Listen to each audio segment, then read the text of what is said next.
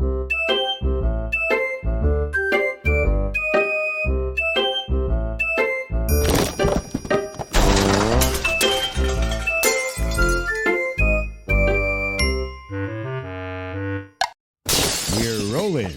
back to episode 51 of the Jiu Jitsu Dummies podcast, everyone. Sponsored by Fightback CBD. Get 20% off your CBD order at fightbackcbd.com with code JJD. My name is Milton Campus. I'm a purple belt out of Fight Sports Coral Springs. You can check me out on Instagram at Uncle Milty BJJ. We got Bo behind the camera. Say hello, Bo. Hello, Bo. And then joining us today, second time on the show, John Way from John Way Martial Arts. That's Welcome. right. Thank you very much for having me back. I'm pretty excited. Last time we had to do this online, right? On Zoom. On Zoom. You're not special. Man. That's it. I'm out here, man. Bye. See you later. We never wanted to do Zooms. I always wanted it to be. So I am absolutely going through anybody that's been on the show before. I'm asking them to come in because I want to meet them. We had a great episode. I think that it was well received. We had a lot of fun. So I absolutely wanted you to have. Thank you very much for having me back. It's so much better being in the studio talking face to face. Yeah, man. And the delays, and especially when we have a few people, you're with the Zoom and the delay, it's just like, oh wait, what'd you say? Oh wait, let him go. It's not fun. Yep. Especially wearing the AirPods. Yeah, right. Couldn't hear well. So, let's not worry about what we spoke about last time. Okay. We might be talking about some of the same things, a whole new, set of listeners, a lot more people, listening and watching the show. So let's go into your start in martial arts, which goes back. I mean, you just told me how old you are. I was like, mind blowing how old you are, John. You have to bring that up first, huh? I mean, you don't look a day over 50. So, I mean, Thank you very much. Well, yeah, I just turned 56 last month. So I'm going to get it out there right now, okay? Because he's busting my chops about it. I'm not far behind. How old are you really? No, 56. Oh, you're 56? I'm joking. I thought you just said you were 50. You thought I was laughing. That's unbelievable. Well, 50, add a couple of years to it. Oh, wow. It doesn't matter. Bo knows. Once you're in 50s, it's a new 40s. It's all downhill. 30s. I hear it's all downhill. You start counting minutes, Yeah. Well, well, listen. Once I jump on the mat, I get warmed up. I'm 21 again. Yes. It's incredible. Funny enough, like something's up with my arm, but when I'm rolling, it's like completely gone. I don't feel it. As soon as I stop, I'm like, oh man, my arm still hurts. That's What's right. going on? I don't know what it is about the adrenaline or just the mindset. It's just like everything else is gone. My back doesn't hurt in those few minutes. I don't know. It's something. I mean, when you're training, it's not like any big thing. Somebody put you in an arm bar, you didn't tap. Okay, It's like just turning the wrong way. You're like, oh crap, something went wrong there. So, hey, you look pretty good, 48. Thank you, man. Thank you. I appreciate it. I don't. Let's say the body feels 48. I feel like 18 in my head. My mindset is I just feel when I look at myself in the mirror, I still look at the same. Young punk. That's right. That's right. And that's the way I feel, and I'm happy about that. I feel that 18 too. Yeah, you're 18. What'd you say? I said I feel you're 18. Yeah. And I raised you 20. I mean, I feel like I think usually what makes me feel my age is when I'm like rolling with somebody who's maybe half my age, then they make you feel. That's right. Especially somebody who's like maybe like a blue belt or higher, and they know what they're doing, and then it's just like, holy crap, that kid is strong. Or it's like, and I like to see their face when they think they just beat somebody that's pretty close to not pretty, right. Maybe you're 10 years older than them, and then they find out how old I am. Well, when you roll young kids, they don't look at you and you go, hey, here's Milton. He's 48. Let me take it easy on him. And I'm a blue belt, and let me just take it easy on him because he's a little older. No, they're going to come after you. No, there's not a lot of there's not a lot of let me take it easy on him. He's an old guy. Me and a couple of the guys at the gym the other day were talking. Coach said something about like adding some classes or whatever, and I was like, maybe we can get him to add a 40 and over class because I'm like, these young kids. When we came back from the pandemic, it was like a sea of white belts. I think maybe we talked. I don't know if I had just started training around the time we spoke last time, and I went in there and it was just like all white belts. But all like grown men under 30 white belts, right? Like linebacker, wrestler, cop. It's just like, oh my God, I gotta fight these guys. And I hadn't, because of my knee, I hadn't worked out a lot, hadn't trained for a good 9 months, and here I come, like, oh, this is gonna be rough, And I've just started to feel like back to my old self, like the me the day before I went into, like, I blew out my knee the day before I went into quarantine for work. You know, Spencer started working at home, so the timing was like that was Sunday, messed up my knee. Next day I was going into quarantine. And I didn't see the mat again for. Well, you get that question a lot, you know, when you're old and you're training jiu-jitsu, and one of my main goals when I'm on the mat is I don't want to get hurt. Yeah. You know, so you got to watch how you move, and because once you're hurt, you're out for a while. You don't want to be out, you know, for several months. You know, what do you tell people? Like I still see it online. I mean, we all say it like jiu-jitsu's for everybody. You're never too old to start. Do you believe that? I mean, you know, I do. I definitely believe that, you know, as you get older versus like a striking art. Okay. When you work in a striking art, when you get hit, that shit hurts, man. Yeah. Like, you know, hitting the arm, hitting the leg. With jiu-jitsu is a different kind of pain. Yeah. You know, it's like soreness, but it feels good, you know, and it keeps you limber. And I definitely think, you know, with the right team and the right coaching and the right environment, you know, anybody can train at any age. Do you separate, like, you know, people by age, gender, you know, like when they're rolling? No, we mix them together. But, you know, if I'm running the class, I pay very good attention to, you know, the females, obviously, the white belt. You're probably not going to put an 18-year-old kid with a 40-plus-year-old mom. No. If they're the same level. Exactly. Right? You're not going to. Men are very weird, you know. They'll start slow, but then if the female has some skills, you see them start pounding. We got so much pride. Like, there's no way we're going to let this female beat us. Welcome to jiu-jitsu. Females beat men all the time. Yeah. Oh, that's never happened to me, but you know, so I hear it sucks. Listen, you're from fight sports. I know you've been beat by a female before up in Coral Springs. We've got some tough girls, man. I'll be honest with you, the toughest role of anyone that I roll with at purple belt or lower is a female. Wow. Is a female there. She's one of the coaches there. Mm-hmm. She's the hardest role. And I tell everybody. Technically, she's technically and she's freaking strong. Wow. And she's very strong. And she's, you know, she's definitely my toughest role. Shout out to Flo. She's very skilled. You know, she was a coach, so you know you get that. You're teaching kids all day. Right. You know, you kind your jiu-jitsu goes to a different place when you're coaching.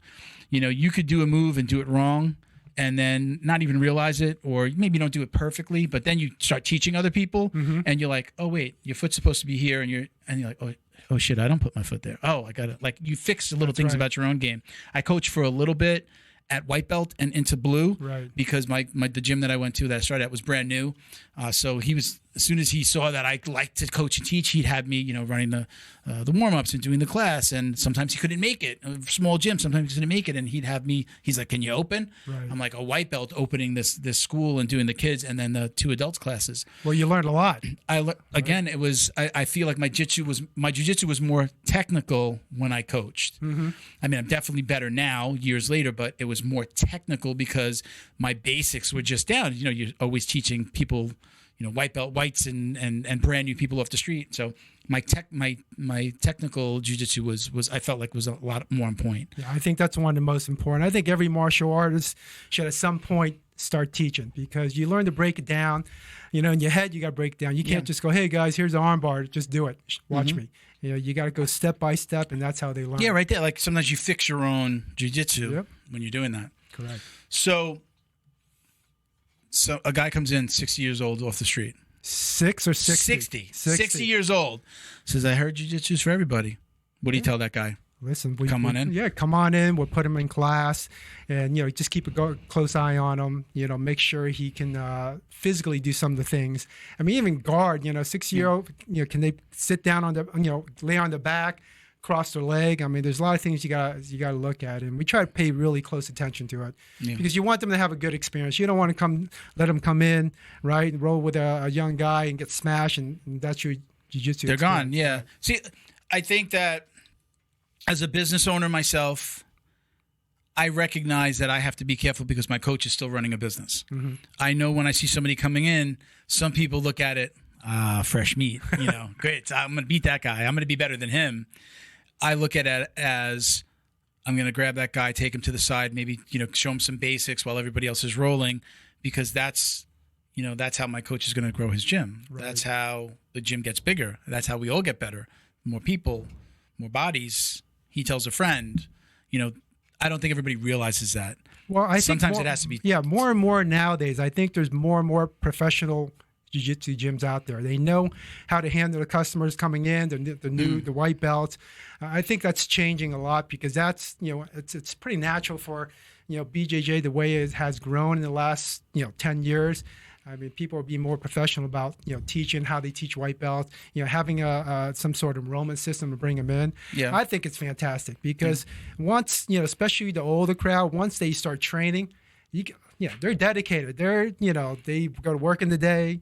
They have their routine. They go train jiu-jitsu at night. It's good for everybody. I'll say this. I sound like a broken record, but I tell people, like, you love it or you hate it. Yep. I think we even said that when we spoke last. You love it or you hate it. So even it doesn't matter what age you are. All of a sudden you're like, wow, I like this. I need to do this more. No matter what the age you want to. Like, even when I'm hurt, I'm like, all right, I've learned. Put a day between training. Mm-hmm. Monday, Wednesday, Saturday, Sunday are usually the only days I do back to back because I can rest during the day.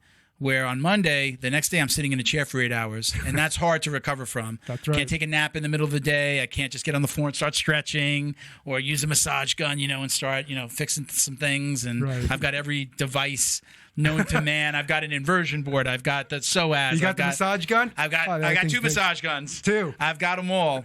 And, you just can't. So Saturday and Sunday, I know I can go train early on Saturday. Now I'm doing the podcast today. Like, I'm not just sitting around. Right. There's movement. I'm working. I'm doing something. This will be the ride down here, and doing this with you now will be the longest I'm sitting in one place, where on a normal Monday to Friday, it's 8 hours in a chair on the phone, selling marketing. Right. So yeah, I can't do it. So I know my body enough to say I can do 4 days a week. Now my wife gets me going to her kickboxing. She bought me a gift to some. Nice! You doing a little striking art? You sure? So Monday, Wednesday, Saturday. I thought he was a true jiu-jitsu guy.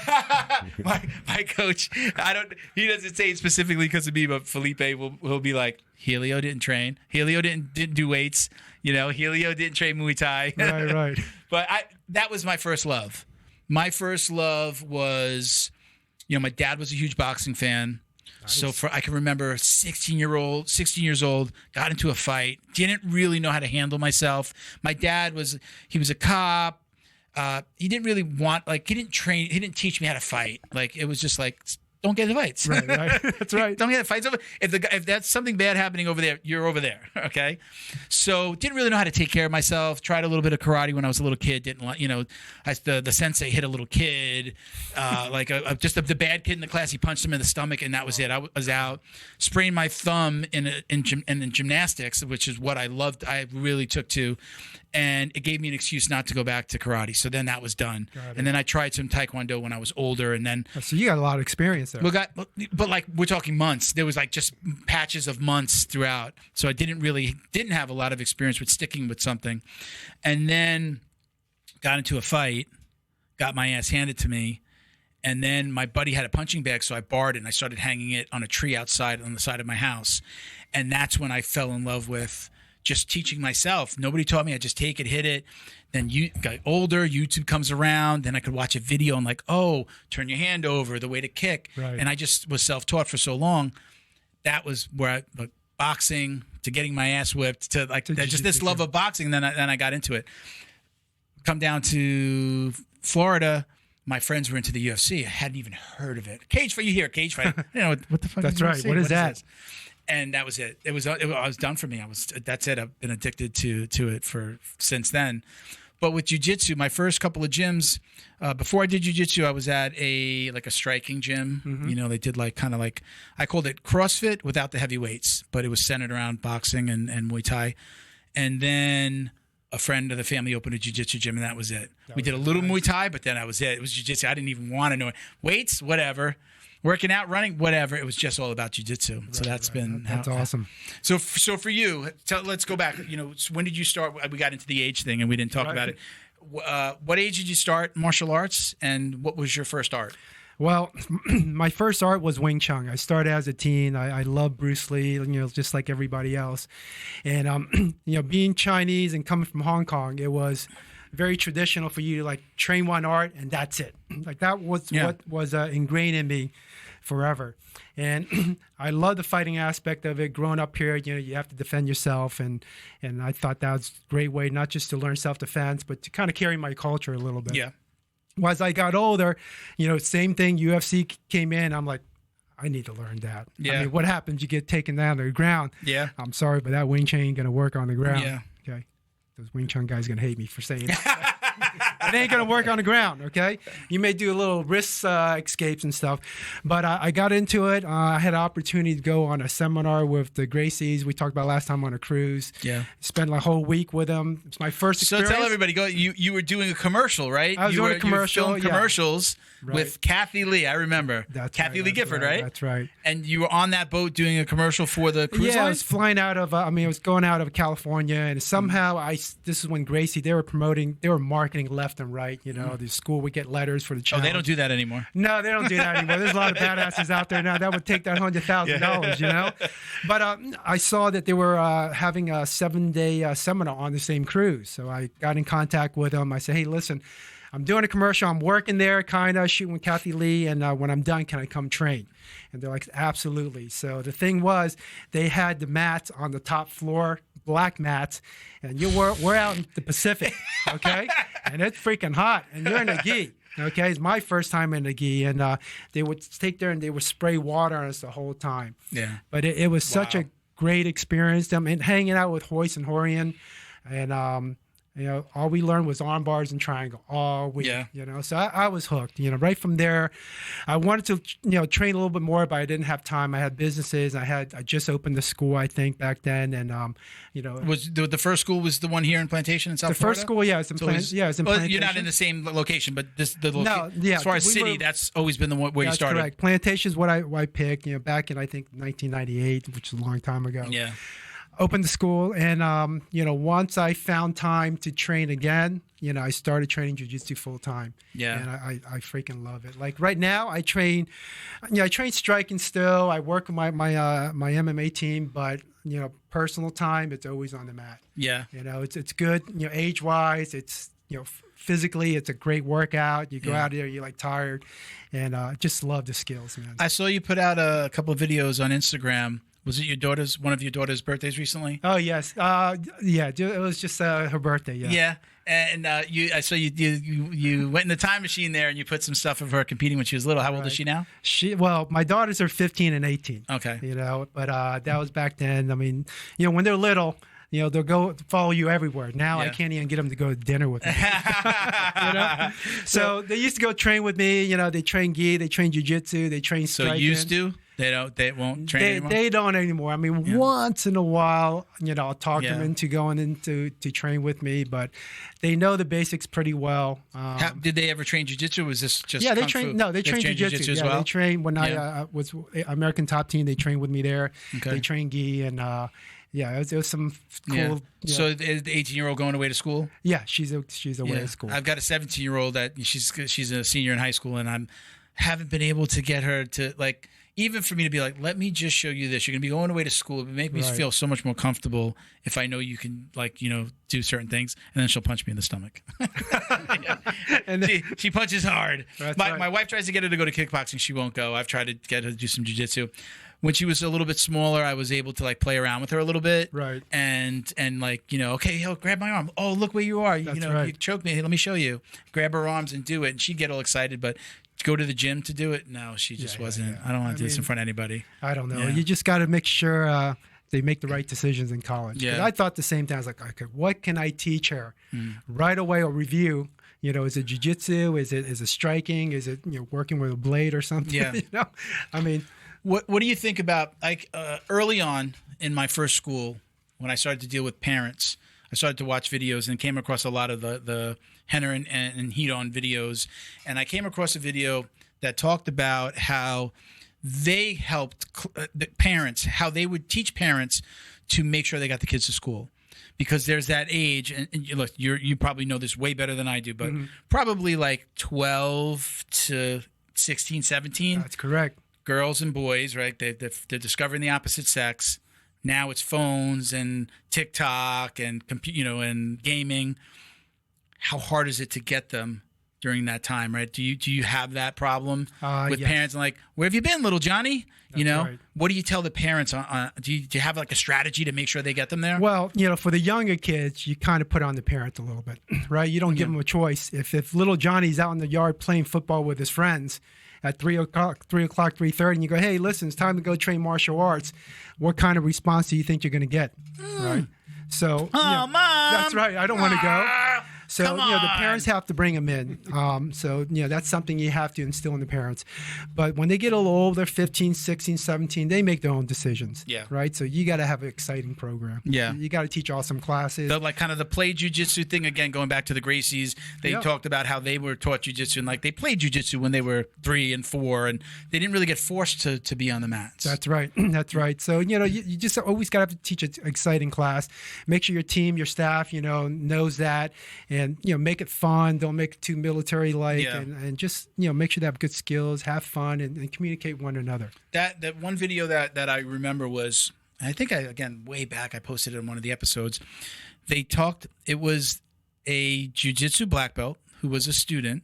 I think he was sitting down with Henner. They're on the camera on the green mats, and he's talking to him, and he's telling his story of what his father did to him to get him to go to jiu-jitsu, because he's a black belt now. He's like a very young black belt, probably early 20s, and he was telling the story of how his father would get him to go to jiu-jitsu on the days that he didn't want to go. And again, I'm not 100% sure that this is what his dad did to him, but this is what he tells parents now. Right. You tell little Johnny, when he says he doesn't want to go to jiu-jitsu, you say, look, if you don't want to go to jiu-jitsu, you need to tell me 2 days before. We're going to have an agreement. You're going to tell me 2 days before that you don't want to go to jiu-jitsu. Once we're under that 48-hour mark or 2 days, that's it. You're on. You're going to jiu-jitsu that day. You can't back out. Is that a deal? And they make that deal with the again, I don't know if it was his father that did it with him or what he suggests.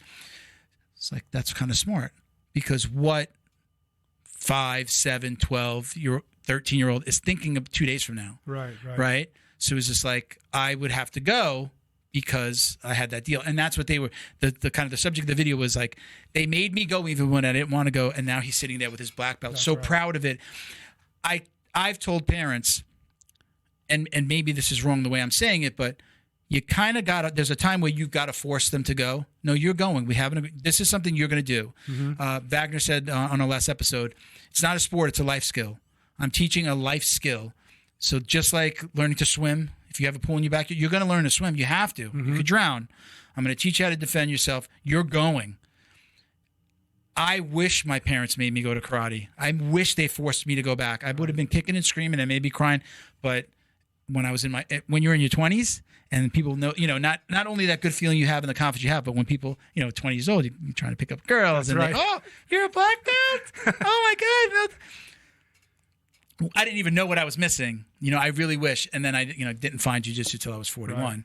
But do you, that forcing them to go, what do you think about that? What if little Johnny just, he never wants to come and it's always a problem. The parent, what do you tell the parent? So like push him to come? Well, yeah, you got to talk to the parents. You got to talk to their needs. If, little Johnny's being bullied, you got to kind of talk to them about that. Martial arts, it is a life commitment. It's a commitment, not a 1 month. And especially for kids, we're a little biased because we both train. But I'll tell you, it really, in today's society and what's going on, to have an environment like a martial arts school with instructors and mentors around your kids, how much better can that be? Yeah. Right. So so part of it's on the parents. Make sure they come, but at the same time, I take responsibility myself as a gym owner. That, hey, listen, we got to have an exciting class. So Joey or little Johnny. How we get Joey. Little Johnny wants to come back and train and wants to hang out with all the instructors. So I think that's important. Whether it's jiu-jitsu, striking, kung fu, taekwondo, karate, whatever it is, it's got to be an environment that speaks to the kid, teaches their skill according to their age, which is a very important thing, and just make it exciting. Do you work on a lot of the parents? I know, like in our school, we even on Saturdays and Sundays, it's basically like we cone off half of the mat, like maybe a third of the mat. It's kids on one side, and it's like their parents are on the other side pretty much. Like so many parents train is my point. Right. Do you like work on getting the parents in? Like, hey, why don't you should train? We Maybe don't that's we gonna don't help little Johnny we get don't here. aggressively market to them, which we should. Is really one of the things you can do. But we do have a lot of families that train, and it's freaking awesome. As a matter of fact, I think we were talking about in our team meeting that we're going to do a couple profiles on the families where the dad, the mom, the son, the daughter, everybody trains, and they come in and they do everything, and it's so great to watch them. To hang out with their kids, because listen, you don't get a lot of time with your kids. It goes by really fast. I mean, to have the time of learning martial arts, and your kids learning self-defense, building their confidence, learning jiu-jitsu skills, and I mean, I think that's priceless. So you ever try to get your daughters? Hey, come to the gym. I do. I have to negotiate with them now. Oh yeah. And when we do it in a fun way. I mean, back when they were younger, how I got them to train jiu-jitsu, we would have jiu-jitsu competitions at home. Now that they like. Yeah. They're like, okay, let's do it. Like that. Is it because the eyes aren't on them? Like that everybody's not watching? I don't know. Maybe a couple of things. It makes it fun, and you kind of keep score. You're like, okay, so and so, and but they were learning, the positions a lot better. I noticed that, so I started doing more of that at home. Yeah. So how do you negotiate with them now? What do you do? What do you do to get them to come in? They want to go shopping or something. Let's go do a training session. Daddy, and they're like, "Is there a class going on?" I go, "No, there's no class going on. Class is over. Let's go in there and train." And they're going, but once they're there, they'll go through all the motion. They'll start practicing all their stuff, and I know it's just good to know that my kids have some skills. What did they take to? Because again, you Wing Chun. You do Muay Thai there. Right. You do Jiu-Jitsu. What did they take to the most? Kung Fu, because it's our first art, but they're very good striking. They're very good with Jiu-Jitsu. Yeah. So, and I also have a stepson. He trains with me, full time. Okay. And it's great to see him adapt to it. He's 15 now, and he loves it. He trains jiu-jitsu. How long have you been in his life? I've been about 10 years. Okay. Yeah, so. When I say now I'm just so used to saying my daughter. I have my actual daughter who is 27. Okay. And lives in Virginia. She's an adult and she's a teacher. I wasn't doing jiu-jitsu or martial arts when when she was a little kid, and I was still like the part-time dad. Right? She lived with her mom. Right. We weren't married. My stepdaughter, the one that I'm talking about now, that she doesn't want to. I've been in her life since she was 9. Okay. So that's why I asked. Same thing. So now she's 17, and I'm it's like still worked on it. She's just not into it. That's okay, but one day she may be. I'm hoping like sometimes in the future they're like, hey, I want to come train a little bit. Maybe it could be kickboxing, jiu-jitsu. I think just when life starts to kick you around a little bit, and you start, you become an adult and you watch the news and you see the violence out there, or maybe you start to have your own kids. I think people kind of look at it a little differently. Like, I kind of realize like I need this, and your body doesn't react the same way that it used to. You don't lose weight. You have that pizza and you feel it. And that's right. It's like you might as well just put it on the thigh. Right? You get to that point where you're like, I need to work out. I mean, I would think that they would take to martial arts when they're looking for something to keep themselves in shape. Right. Exactly. Hopefully they do. That's what I'm hoping for one day. Yeah. So we were talking before. I think we're alike in that we've always got a few things going on. Right. Busy as fuck. For me, it's my wife doesn't understand it. She doesn't understand how I could be essentially, have a job and run a business, or have two businesses going. Right. Now you have the martial arts studio. And you also have a marketing company, right? That's that you're correct. involved with. That's correct. What's the name of it? It's called F5 Digital Marketing. Okay. F5 Digital. Yeah. I always look at it and I start to say effing. Right? Does everybody? F and 5. Effing. Yeah. That's the silent joke in it. Yeah. So are you mostly doing martial arts, or will you help anyone? I have my hands in everything. My background's in marketing and business, and I opened a martial arts school. You had a recording studio. Yeah, walking into this, it's reminded me my first business was a record label. Yeah, and I was there for about 12 years. So there's a lot that went into that. That's the beginning of my career. And we used to have a listening room like this. So I had a little flashback walking in here. Yeah. Looks all professional. Good job there. Setting it up. But so my background's in marketing, and it's great because with the Martial Arts Academy, it's weird because you learn to put all your skills into one thing, right? Yeah. You can, of course, the marketing in front of the camera, behind the cameras, the sales, the marketing, the customer service, and the martial arts. I mean, are your clients primarily in like martial arts studios? No, or absolutely do you not. work Yeah, with we anyone? do. You work with Our anyone? marketing company helps businesses out in general. Okay. We've gotten so good with generating leads in the martial arts business, we decided to branch out into other type of business. I mean, I see your stuff. I mean, stuff's amazing. I follow you online, Thank obviously, you very and much. I look at the videos and I'm like, yeah, Videos are everything. if I didn't love where I was, if I ever have a falling out, which I hope I never do. That's right. Well, And I still, I've wanted to. Again, we've spoken about this before. Like, whenever I see Wing Chun, I look at it and I go, "That's what I'm missing from my stand-up in jiu-jitsu." Right. Is a little bit of that hand play. I don't know. I'm saying hand play. It's hand probably. play. It's actually very correct to say that. Yeah, when I look at it, I'm like, oh wow, just kind of like using somebody's momentum against them. I never did judo. Mm-hmm. I'm too old to get thrown around, and bad back. I can't see myself going to take judo, going to train judo, but I could see myself doing something that's going to be, and you tell me if I'm wrong, a little bit easier on my body, but that I feel like is going to help my jiu-jitsu. Right. Do you agree? Well, what I do agree with you. I started Wing Chun as a kid, and maybe because I trained in this for so long, I took it for granted. When I first opened the school, I did not teach Wing Chun in a group class. I trained. I trained it myself, and I would maybe have one or two private. And about several years ago, I was training another martial artist. He was a black belt Taekwondo. He wanted to learn Wing Chun, and he said something to me interesting. He goes, anybody at any age can train Wing Chun, John. You know that. I was like, So I started teaching in group class again, and it's weird, but during the pandemic, that was the biggest leads that came in, was Wing Chun, and but Wing Chun, in my perspective, it's very good for street defense. It's not for cage fighting. It's not to get in the Muay Thai ring, but for the street, it's very fast, very direct, and it does go with jiu-jitsu. The theory behind it is very similar to jiu-jitsu. The push and yield concept. And as a matter of fact, I was trying to make that analogy to one of my students today because she trained in my Wing Chun class, and then right away I had to teach jiu-jitsu. And some of there's similarity. If I'm pushing, you don't want to sit there and power. You want to kind of go around, and get side control another way. Use it against them. Yeah, use it against them. And a lot of the wrist locks and stuff. It's maybe because I train Wing Chun, but it comes very natural. I just turn my wrist. Oh, you're that guy. I'm that guy. The wrist. No, I don't do the wrist Don't lock. worry, I'm that guy. You're that guy. I'm that guy. Listen, Milton, you're a good size. There's not a lot of wrist locking. I hold you down and you go to push me up, and I give you that little. You wrist lock them when they're in your guard. Yeah, I'll look for it. Well, let me say this. As again, I'm not. Have I been a bully in my jiu-jitsu journey? Yes. Now I'll show, like, especially if it's somebody lower. I have enough sense now. If it's somebody that's a lower belt, I'll show them that it's there. I'll just give them the little hit, right, or grab the elbow and bring it up a little bit and let them know that it's there.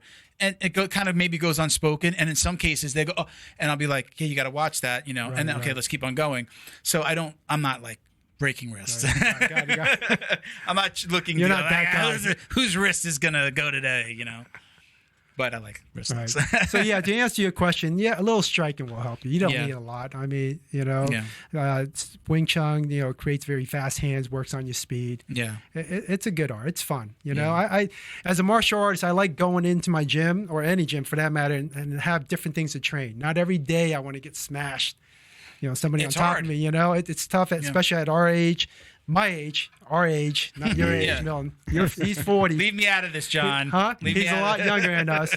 But, every day is a little different. And, yes, some days when you have hard jiu-jitsu training, your body is sore. And you need to recover for a day or two. He's still got baby fat. That's what protects him. Is he?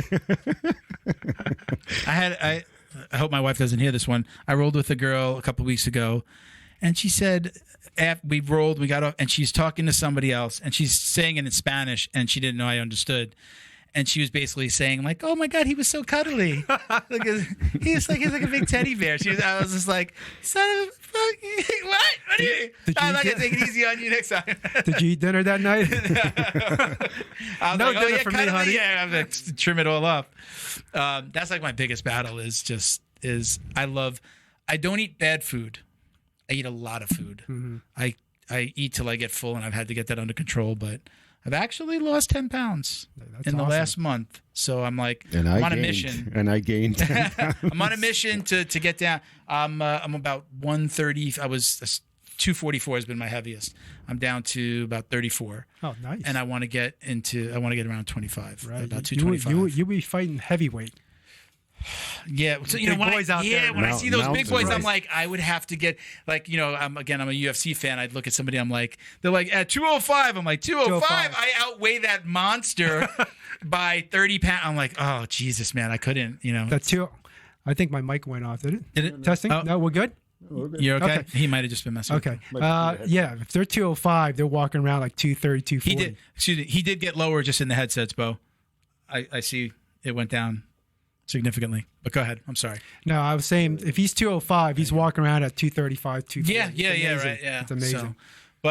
So let's talk about UFC, martial art. Let's talk about MMA in general. You've got like a team going over there.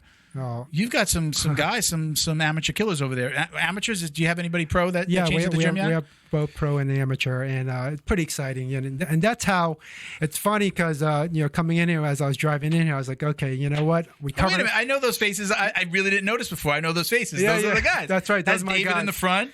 Wow, look at you. Right? You know the I know name. David. We sent him a bottle of CBD one time. He won something for the you did? Okay. Okay. And I know the two guys in the back are two of your coaches. Yes. Right? Yes, They're both correct. your coaches. I've been looking at your shirt going, oh, that's kind of a cool shirt. But I didn't even see the faces. Oh, No, those are it's your pretty guys. cool. Some we did with XFN. Okay. They were like, hey, give us a couple of fighters. We'll put them, make a Okay. cartoon character. I was like, you know what? Put it on there. It's very cool. Awesome. But that's how big a role jiu-jitsu's played in my life and my martial arts career is, training and striking.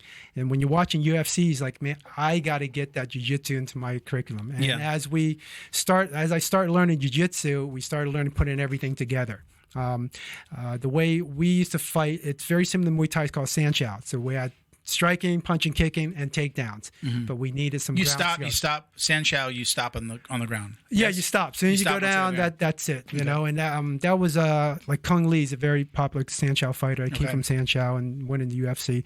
So that's how we incorporated jiu-jitsu into our program and into our training. And it's we have a fight team, and if you live in South Florida, there are some high-level teams and coaches and striking coaches. BJJ black belts are everywhere, and the amateurs look like pros. So I'm very proud of my guys, and just very honored just to be a part of that community, to be able to compete in that atmosphere, and just You got some? Do you have the weigh-ins already, or you going to the weigh-ins after this? The weigh-ins are probably 3 o'clock. Probably happening right now. Oh. I hope David Camacho weighed in at 135. No, he did. We don't have a problem making weight. We're professionals. Are the fights tomorrow? Yeah, the fight is tomorrow. It's XFN. It's up in West Palm Beach. Okay. And David, he's his first title fight. It's a title match going for Good the luck, belt. David. Yeah. This will come out after the fight, so this will come out after the fight. Next Wednesday. So he'll. Well, he'll congratulations, David. Congratulations for winning the on the win, David. Oh, God, or I can say, God damn it, you better train harder next time. So XFN out of, you said West Palm Beach? Yeah, West Palm Beach. Okay. And great organization. We fight for them a lot all the time. Is it all amateur? This one is all amateur. Yes, all this amateur? one's all amateur. So there's a couple of title fights, and so exciting to have the guys in there because the members. It's cool because at our gym we train different disciplines. We have the Wing Chun, the Charlie Foot, the Muay Thai, MMA, and Jiu Jitsu, and the members get to see our guys fight using the techniques that we train in the class. Okay. So I think for them it's very cool. So tell me, I've in the intro on the last episode we did together, I mentioned Troy Lafoot. Is that how you say it? Troy Lafoot. I have no clue what that is, and I didn't look it up. So shame on me. But no problem. What did tell me about that discipline? Well, in Hong Kong, the two most popular styles were Wing Chun and Troy Foot. The Wing Chun we consider like a shorter distance, close combat. Charlie Foot's a little longer range, and Charlie Foot has a lot of the forms of weaponry in it, and that's what I liked about Charlie Foot. I wanted to find a style back then that I could compete with, and it had the forms and the weapons. I like that, but they also the way they punch like boxers, they kick like Thai boxers. So I like the fighting aspect of it, and I learned about the style. Say that again. They do what? Like what? They punch like boxers and they kick like Thai boxers. Okay, gotcha. Very very similar, and I like that, so I incorporated that into my own training. So that's what Chorley Foot is. All right. So do these guys like David? I mean, this is the career. Do they? Does he have aspirations to be in the UFC? And every one of them, they want to get there and work the way there. And the great thing is there is a roadmap to UFC now, right? I mean, it's tough. These are the minors. These are the minors. This is the minor leagues. These are the minors. Till you get that call. And the bottom line is you got to win. Yeah. Are you a fight fan? Are you a UFC fan? Yeah. I didn't even get to look at the card because I just moved last week and then I was preparing for the podcast, so I haven't even looked at the card. Right. I just know the main event. But are you a fan? Are you someone that's like, there's UFC on, I got to watch it? No, I'm not like that anymore. I used to be. Yeah. When it started when the cages had duct tape on it, I was a huge fan. I was a huge fan. But now it's like there's a lot of fights. But I'll watch when one of the top fighters are fighting. But yeah, that's. I mean, I don't get to watch as much. And now that I've discovered competition jiu-jitsu and flow grappling, right now it's like. You could spend every minute of every day and not get to watch every fight or every competition. I think there's, who's number one. Last night there was a fight to win. Right. There's UFC. My wife will kill me if I watch all these. I've got to get up early in the morning and put it on like the next day when I'm eating breakfast before the girls wake up. If I'm going to get it in. If I'm going to get to see everything that happened in any given weekend. I'm on Instagram a a lot. So the flow grappling is always in my feed. And once I see one video, right, I go, wow, that was a good fight. Yeah. And I'll go to the next one. Next thing you know, an hour will go by and I'm watching just jiu-jitsu for an hour. That's that freaking. They call that the rabbit hole. I'm actually with you on that one, because, listen, the stuff that they do on there, you're just like, wow. Yeah. The moves they do. And when the big guys go on it, it's all. If you're enjoying the show, please take a moment to help us thank our sponsors at fightbackcbd.com. Browse their website for a variety of applications. Find the one that's perfect for you. Get 20% off with coupon code JJD at fightbackcbd.com and check them out on social media at fightbackcbd on Instagram and Facebook. So when I discovered flow grappling, I was just like, first thing I was like, what? $200, whatever it is per year. I was just like, what the? I had UFC Fight Pass. You have Netflix, you have Hulu, and I'm just like, I refuse to add another one. Right. And then we started to have guests on the show that were competing. I'm like, I have to know this stuff. I like watching jiu-jitsu. I was just being, it was like, I like training. Right. Don't love going to competitions, like watching competitions, just sitting there. It's like, this can be a little bit boring. But now I do like kind of the submission only stuff more than anything. Because it's fast. It's fast. There's a little bit more incentive for them to like. I like the who's number ones. I mean, I really do like those. I love fight to win as well, but now I'm a little bit more addicted to it to the point where I might have the TV on like UFC and then like a fight to win on a little like TV that. off to the side. And like I've had like literally like if you saw them out in the main room. We have the old TVs that we had, the monitors that we used to use, the have the logo scrolls on in the studio. I'd roll one out from the studio when it was at the house, and I'd put it right next to the TV. Okay, the app is on Flow and Roll, and then Flow and Roll, that's a sponsor. And then I'd have the have it on Flow Grappling. So nice. Well, the production quality of these shows are awesome too. Yeah, how they're doing everything, the lighting and stuff, and I love it. I enjoy watching it. Speaking of which, let me give a shout out to some of our sponsors because we couldn't do this without them. So real quick, thank you to DD214 Fightwear at DD214_Fightwear. Gear for the war on PTSD.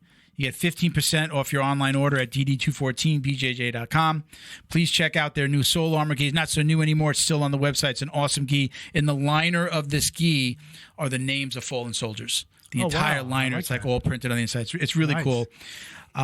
Link is in the bio to all of our sponsors, but again, you can check them out at DD214BJJ.com and use code JJD for 15% of your order. Don't forget that.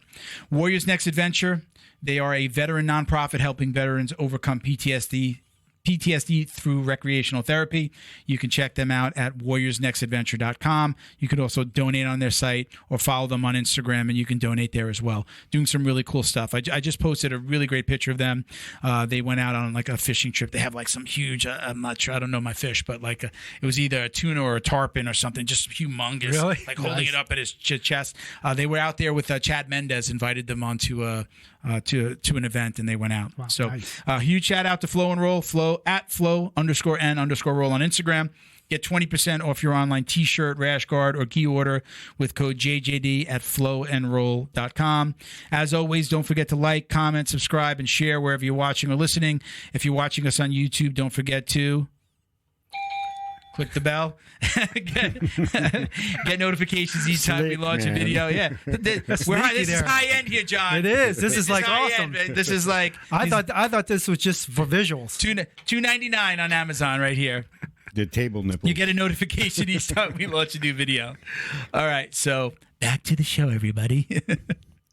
So let's go back to the marketing company. So I noticed, I guess you're probably working with them as well. I saw a restaurant that you guys were working with. Yes. That's got a launch this month. I believe this is their anniversary. Okay, it's their anniversary. Yeah. Okay, it was like a Latin Chinese it's like fusion. they call it Asian comfort foods. My Okay. friend Temple Street Eatery in Fort Lauderdale. Okay.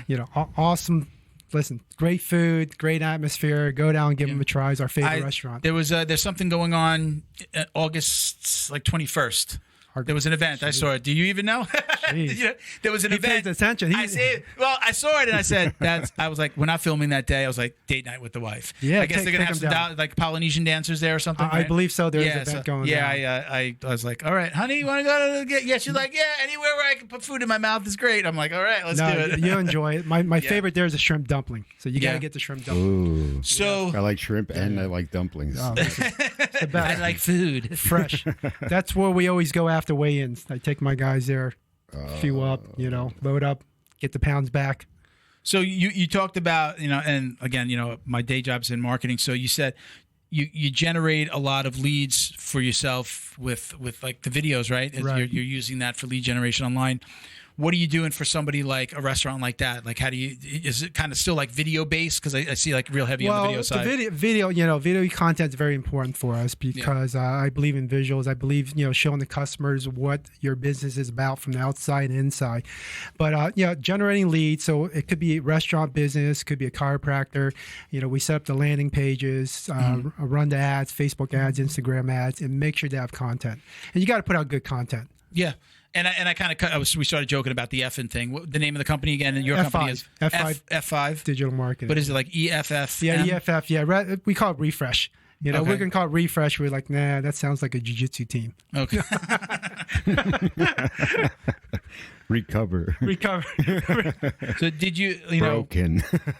we're talking a lot about like the flow grappling. Did you ever think that jiu-jitsu was going to blow up like this? No, I mean, I came from watching the Gracies and being a fan of Gracies, and where it's gone to now, it's amazing. Yeah. How everybody's into it. And, one thing we talked about earlier, jiu-jitsu practitioners are so dedicated. Mm-hmm. I mean, shows like this, I'll just watch all the time and go, oh my God, I can't believe, so-and-so was on the show. But it's dedicated crowd, and I think it's just going to keep growing in popularity. I've talked about with the guys, because again, my first love was really watching martial arts, is like, how do we incorporate more MMA and other disciplines into the show? It's obviously Jiu Jitsu Dummies, and it's just like, Jiu Jitsu guys are ridiculously loyal to Jiu Jitsu. Yes. I said bougie on the last show with you. We're like, we just think it's the best thing ever. And I still believe that. But, I mean, we're notorious for shitting on other martial arts. Let's just say it like that. Like, we just shit on them. Well, you did ask me on the last show. You go, listen, there's one martial arts, that I had to train or have my kids train. It would be jiu-jitsu. Yeah. I mean, one-on-one, there's no question about it. Yeah. What would you say to somebody who's listening right now? Let's just say they don't do jiu-jitsu. A woman in her 40s. Sure, I thought you were talking about me, man. Yeah. Like, How do you get you've got a woman like that that's standing in front of you? How do you convince them? Do you convince them, or maybe do you get them started in one of the other disciplines that's maybe not so, I call it intimate, Right. you know, where she sees these men rolling around, like, you want me to do that with them? Nah, not for me. What's the conversation like with somebody like that? Well, the conversation, and it's important because you got to find out what they want. And if you talk to them a little bit and ask them, hey, listen, why you train martial arts? Why do you want to train? And they say, I want to lose weight. You got to kind of go a little deeper. You know, everybody has a reason. You know, the weight loss may be one thing, but it could be, you know, maybe she had an altercation. Maybe she was in a bad relationship. And so you got to find out a little bit. Some females come in and go, listen, I want to be able to defend myself standing up or defend myself on the ground. So right away, you know, put them in jiu-jitsu, and they're going to like it. Yeah. I'm still, you know, again, still trying to work on my wife. Luckily, my wife found kickboxing, and she just loves it. She's at the house right now with a couple of girls she trains with. She's like, oh, you're going to be out today? I'm going to bring them over. We're going to have some wine. I'm like, all right, good. I love that she's passionate about something as passionate as I am about this, about jiu-jitsu now, which she didn't. It was really hard for her to understand my passion for this because she didn't have a passion like that. Her passion was taking care of her daughter, having a beautiful home and taking care of her daughter. And then as her daughter got older and she could kind of get away from the house a little bit, leave her home and go train, she found, you know, there's this little part of me that hopes that jiu-jitsu will be next on that list. All right. Remember what I told you about my daughter's playing at home? Yeah. My wife, same thing. She likes the kickboxing, and I always ask her, hey, listen, come to jiu-jitsu class. But it's a little tough for females sometimes going into that environment. It's mostly men on the mat. And even at my gym, there are a lot of females there. But I think she doesn't feel as comfortable. So at home, I'll work with her. You know, we'll go on the carpet and we're show her some arm bars, triangles, chokes, and they like it. Yeah. You know, and once you start teaching them technique, hopefully one day, you know, she'll decide, hey, listen, I like this.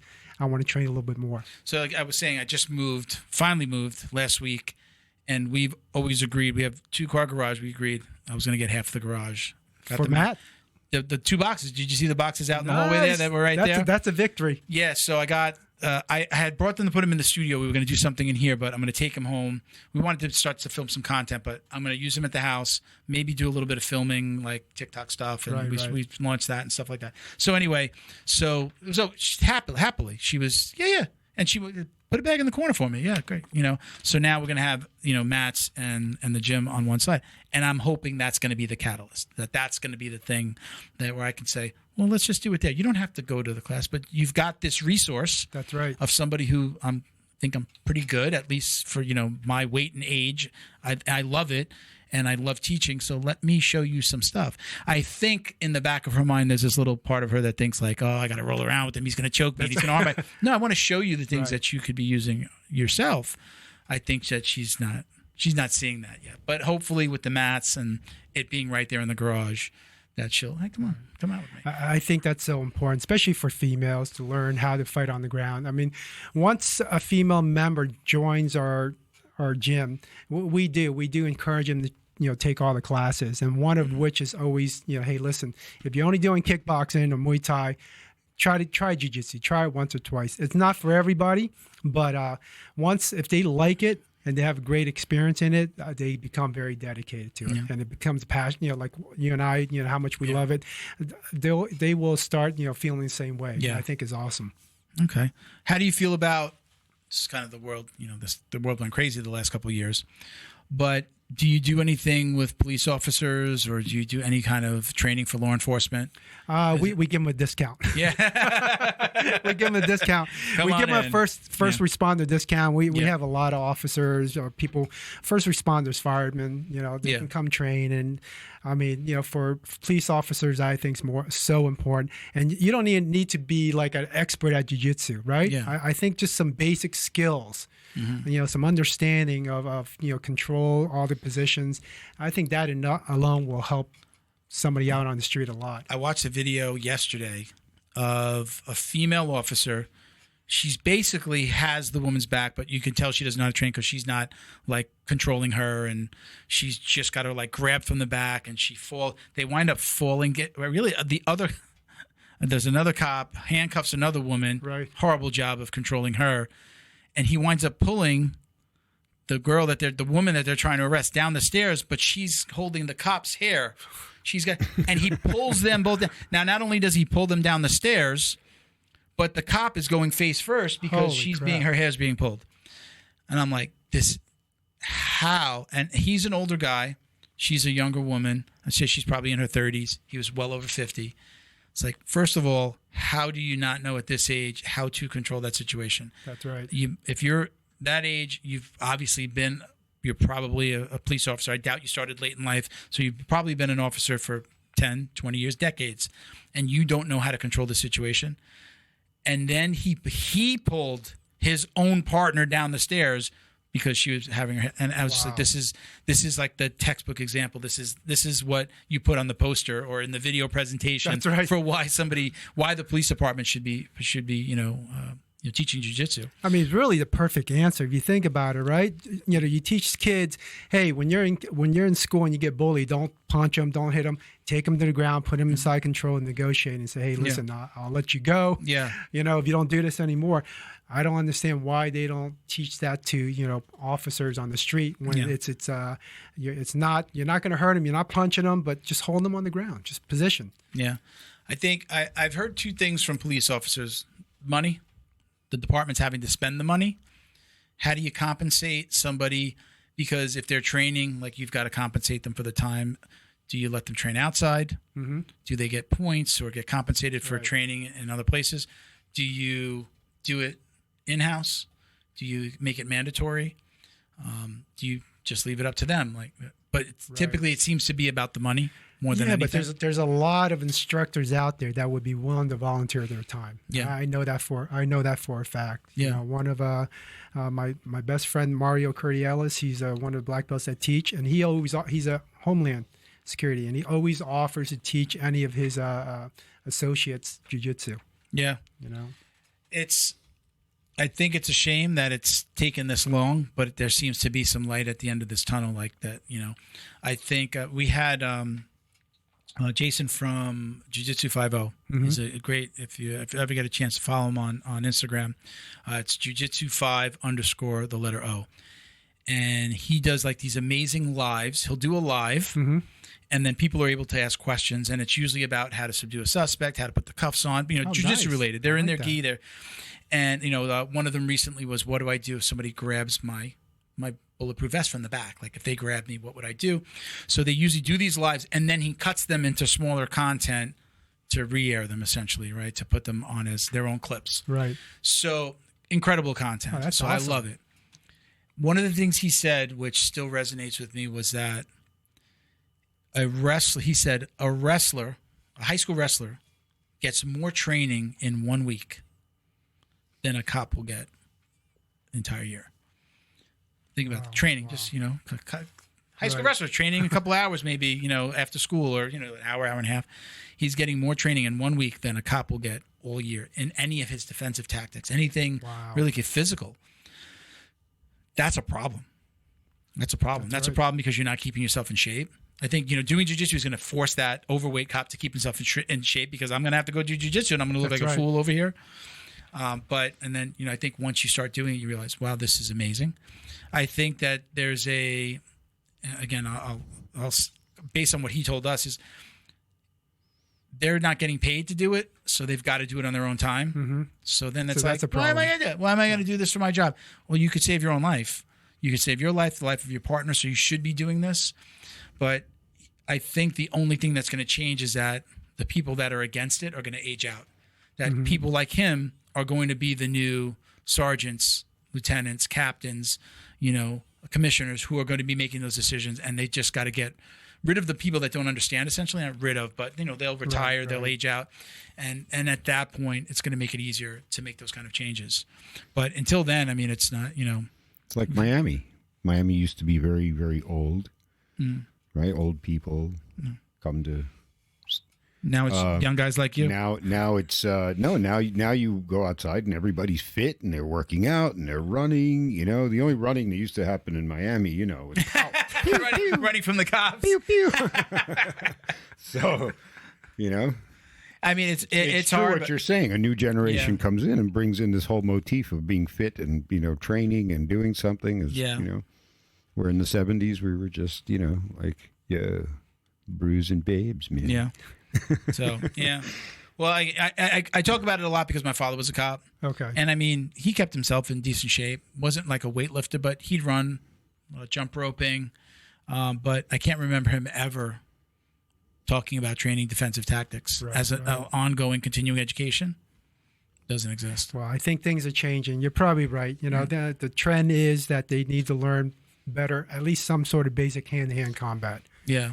Control or something. I think they're all benefit from it. Yeah. And if it's a budget problem, I mean, they got to fit it in. I saw we saw a video. Same thing when we were talking to Jason. He had a video posted on his YouTube, and it was like all of the things that are the strongest positions that we understand are the strongest positions to subdue somebody were all against the law, like a knee, like a knee on belly, knee on the chest, mounting. Literally sitting on them and mounting because of the pressure. Like, could you stop their breathing? Or, right. Which is ridiculous to us, again, or to somebody who knows how to train. I know how to control somebody. I'm not going to crush them. I could put my weight on them. That's right. But I'm not going to be able to. I'm not going to kill. I've never killed anybody. With a knee on belly. We did an episode. Yeah. we did an episode where we talked about knee on neck. It was like one of my favorite positions. It was kind of like a knee on belly. You could do a knee on like sternum or the other knee on belly here, and then just transition to a knee on neck. And like, I'm not crushing his neck. Most of the time, actually, I'd be like on the jaw, and it was more pain than sticking my knee into their neck. But it was a control position for me. Okay, this guy's about to get away from me. Let me switch and just get it here. He starts thinking about that, and then maybe I get back to my a good knee on belly. And, that was that now that's like you say knee on neck, and where your mind goes right to something else. And I'm not saying that was right and what happened, but the episode we talked about knee on neck done correctly was like what we called the episode. Because it was just like, that's not the way that it was supposed to be done, and not for that long. I'm not obviously not going to be a knee on neck on my partner for 9 minutes. Right, exactly. But I wish that changed. I hope that it changes faster. Well, I think we'll both agree. It's, being an officer is very challenging, especially today. I mean, when you're saying that all these positions, we can't do and they're illegal. Yeah. I mean, what do? You sit out and you can't joke. While you're having a confrontation, you go, okay, which one was it that I couldn't do? Yeah. I mean, it's like us training, going, hey, listen, no knee on belly, no choke, no knee bar, and then you have all these things. No jiu-jitsu. Then you're saying what one-handed choke. Yeah. Well, like no chokes, no rear naked chokes, which is like, if I had a suspect that was flipping out, I'm probably going to choke him out. Put him to sleep. I know he's going to be okay. Let's get the cuffs on him, restrain him, and then he's going to wake up, 20 seconds, 30 seconds later, if that. Right. And now he's completely subdued. You have the right to remain sleeping. Yeah. I mean, it's a situation where the people that are making the decisions don't really understand it. And again, that's why they have to age out, that they just have to kind of be gone and kind of make way for some new thinking. I think Henner and Hidon are doing a great job. They're doing an awesome job. You watch any of those videos? I'm a huge fan of what they put out. Yeah. I like how they narrate all the different scenes, and they're 100% right. Yeah. I mean, he's been like shouting from the rooftops, and he's getting, like, I saw a recent video where he's like, we got a department. We got a department that's committing to doing this. I mean, he went as far as laying out like the structure. Like, you're worried about the money. Well, you do this, give them points for this, give them pay for this, right down to, I think he even went to like talking about the cost of not doing it versus like, what if doing you get, okay, you're worried about the cost, but then there's a $20 million lawsuit because you killed somebody when it could have been prevented. That's right. I mean, so it's just like, it just makes too much sense. Yeah. So the way he laid it out, he came out with like the video that he came out with when he was first like preaching it. Did you see that video? Yep. It was like, I think it was like a 15-20 minute video or something that he did, but it was amazing. It was just like, this just makes too much sense. But, let's get into to some of our speed round questions. Again, I don't call it a speed round, but they're not as necessarily I don't have to answer it really anymore. fast. So some of these let's get, again, a lot of people didn't maybe hear the episode you were on last. So We'll go through some of these questions. This is called the We'll Speedo elaborate. round. The Speedo round, where Speedo you round? put on a G-string Oh, wow. and ask questions. So what do you prefer training? Are you like a gi or no gi guy?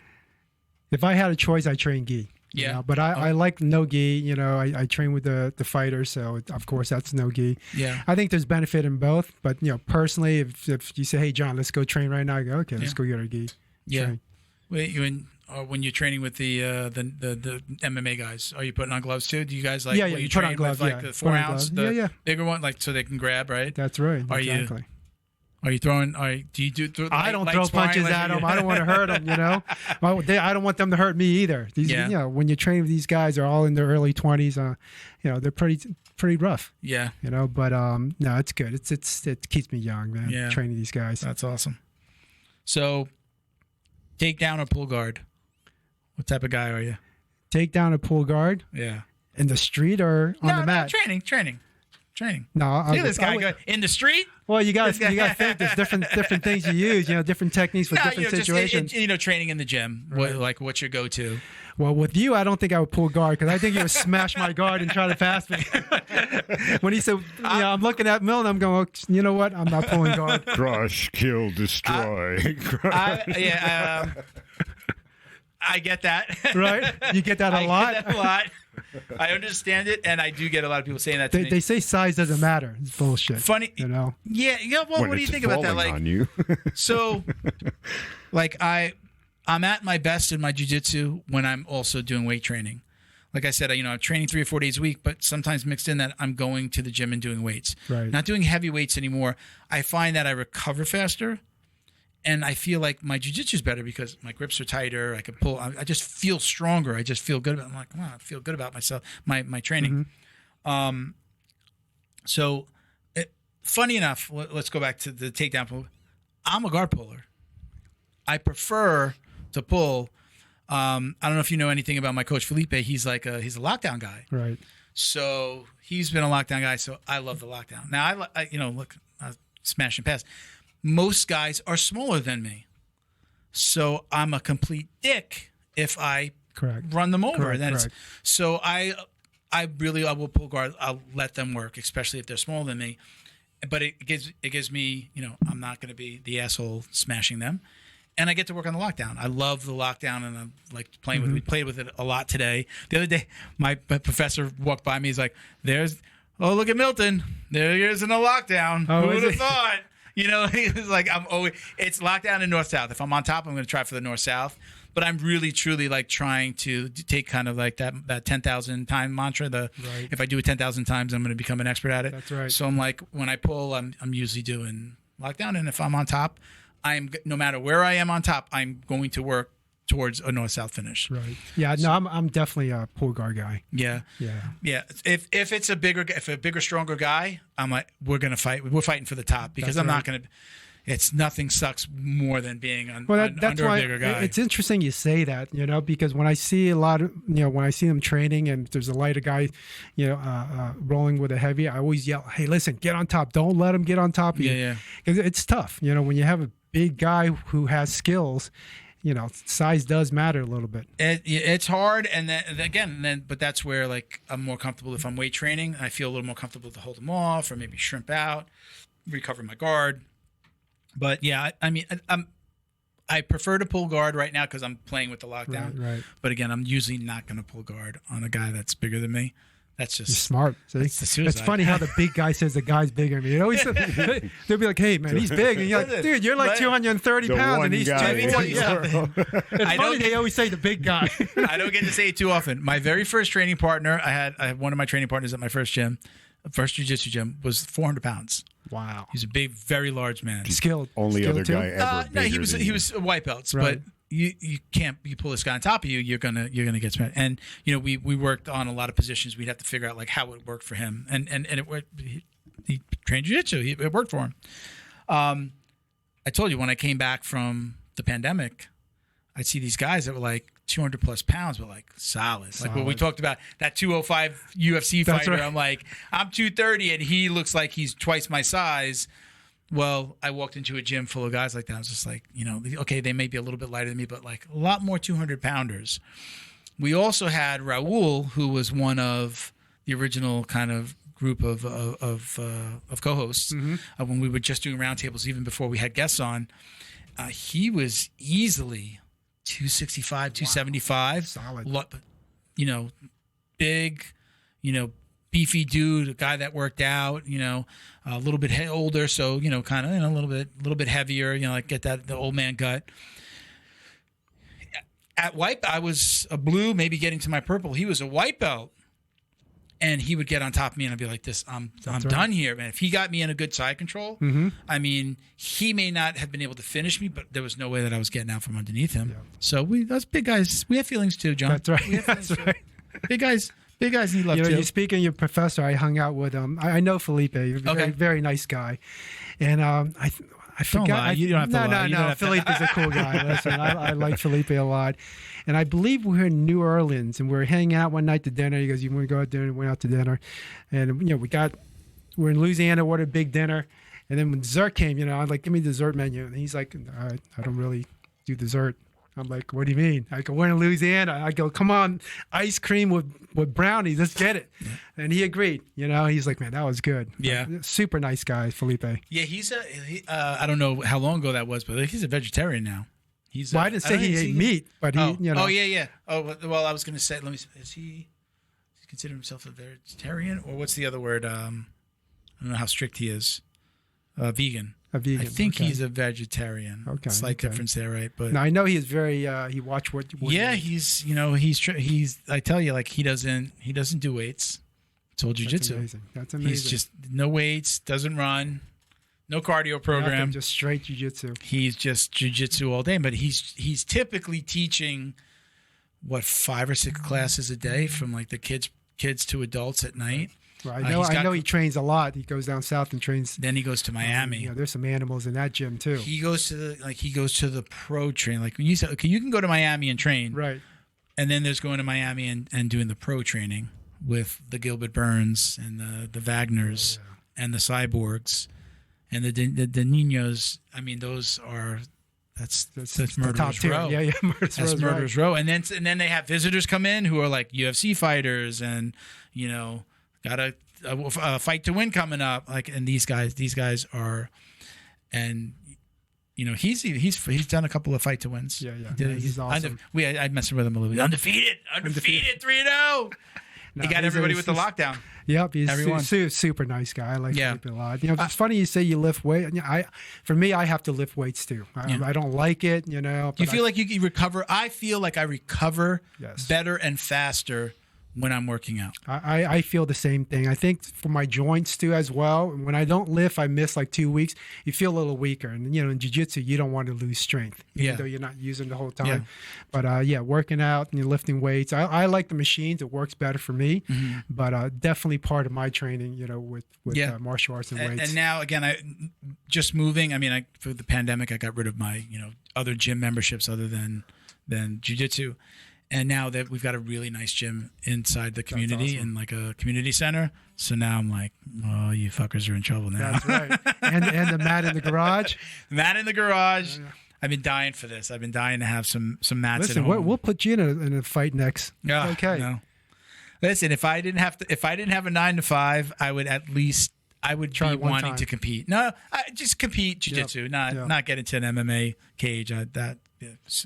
My wife wouldn't allow that. I wouldn't get my permission slip is not getting filled out for that one.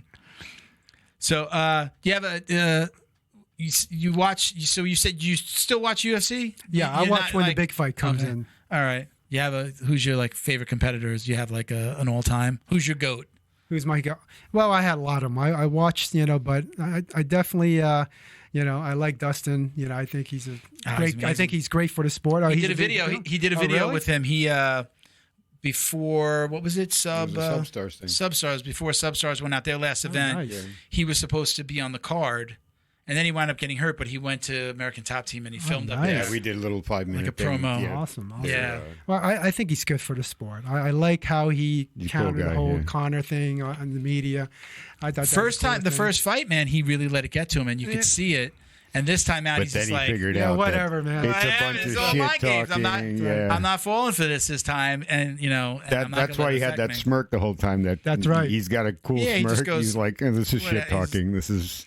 But the first fight, he really let it get to him. He tried to come back and combat it, and he's got his foundation. I think he's a good guy. he's a He's good got the guy. hot sauce. I think I don't know if the hot sauce benefits the foundation. Right. Yeah, I completely, think it does. Yeah. solely. He's a cool guy. He does. Yeah. He's always telling me, he's like, "You got to get Dustin Poirier." Gotta get I'm like, Dustin out. Yeah. I was like, I now that don't know he's if- now I that he's don't- got it's not McGregor, as easy as you think to just get a UFC No. fighter to come on your podcast. That's or- right. Well, Well, no, you never because know. You just ask. No, well, He knows. Yeah. He knows our name. You know what's like our guest list has Dustin, almost you hear always us? come Come from on the show. like Roberto mentioned you, mentioned Big J. Big J knows Wagner. He commented on something. I said, "Hey Wagner, you want to come on the show?" That's how that happened. Awesome. Do you know like Muhammad Ali, the jiu-jitsu guy from Brazil, Muhammad Ali? He knew Jay too as well. He commented. He reposted the awesome. posting for questions. I said, "Hey, next time you're in Miami, you want to come on?" She's like, Absolutely. Absolutely. That's the way it's happened. It hasn't been like, "Oh my God, who are we going to have on the show next?" It's people I want to talk to that I find interesting, that I think we're going to have a good conversation with. And a lot of times it's been like, "Hey, you should meet this guy." "Oh, yeah. Oh, hey, John, he's pretty cool." That's awesome. "Oh, Big J, Wagner, sometimes I just reach out to somebody like, "Hey." And that I shows saw you the you on the show. camaraderie of jiu-jitsu. Well, and yeah, it's Yeah, jiu-jitsu. exactly. So, never been like scared to ask anybody to come on the show, but sometimes people are busy, they're not around. The only thing that holds us up now, in a good way, is that I want them to come in. So when somebody mentions somebody that's like across the country, like we have somebody, I'm not going to mention his name. We're talking to somebody to come on the show, and he's like, "Do you have any gyms down there where I could do a seminar?" He goes, "If that helps me pay for the trip," he's like, "maybe I could just give me a gym in your area or your gym, tell me the gym that you train in, and maybe I can come down and I can do something, and it'll pay for my trip." Right. And I'm going to make a couple bucks. And hey, I know some other gyms in Florida. I'll call the other gyms, but anybody local. And I set him up with one of our co-hosts who owns a gym, and we're talking about it now. So That's awesome. That's great. but I would have done the Zooms before. I would have just said, "Hey, let's do it on Zoom." I like the Zooms. I don't love the Zooms. I love this. I love coming That's in, right. looking you in the face, meeting you, and talking about jiu-jitsu. It's I've had somebody on the show, seen them less than a week later at a fight to win, and like it's not the same. It's not this. We didn't get to shake hands and chat for a little bit before the show. It's a different kind of relationship that gets formed. Right. I love this version of it more. So that's the only thing that holds us back is, hey, when are you going to be? You want to come on the show? When are you going to be in Miami? When's the next time? But with the fight to wins, they always they're travel going to be here. Yeah, right. we're the mecca of jiu-jitsu and MMA and UFC fighters at American Top Team, so it can happen. But I've just kind of let it happen organically. I'm not on my phone every day going like, "Oh my God, who's going to be on the show next?" Right. We got a good roster of people that are going to come on. It's not always the most famous person in jiu-jitsu. It's just somebody I think we're going to have a good conversation with. That's how I like to do it, at least. Maybe I'm wrong. It's a great podcast. I'm a huge you, fan of it. Thank you. Okay, so let's. We got a few more questions here. So, other than achieving the rank of black belt, what is your ultimate goal in the world of martial arts or jiu-jitsu? Where would you like to see yourself in another 10 years? In the world of jiu-jitsu, I just want to get better. When you get, to my age, every day that I get to walk on a mat is a success. And every day I get to walk out healthy is another success. Yeah. And the way I feel like, when I'm done training, have a good session in, walk out, man, I'm ready to hit the day. Have you ever had any major injuries that kept you off the mat? Well, not really. I've been pretty lucky. I mean, little pull muscles here and there, but no major injuries yet. Yeah. And I just want to train. Yeah. I just want to train. How many days a week do you train? I mean, you own the gym, Right. but are you training every single day? Yeah, I train. I own the gym. I train at my own gym. I also train with Bowie and his team at Carlson Gracie, Miami. I make the trip down there. Great.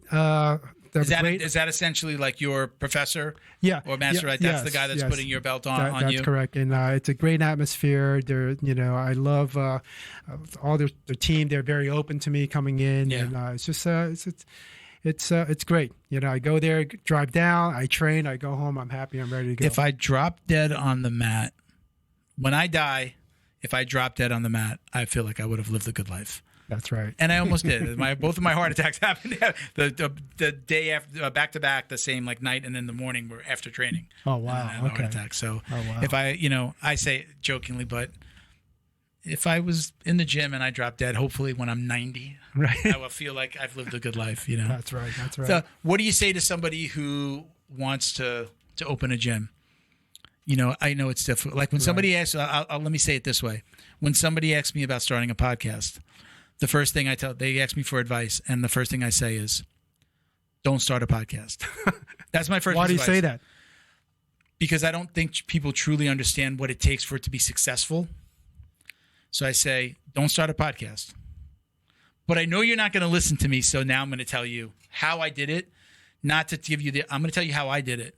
The money that we spent, I tell them the numbers that I was spending per month to get this going, and they usually go, okay, I'm not going to do that.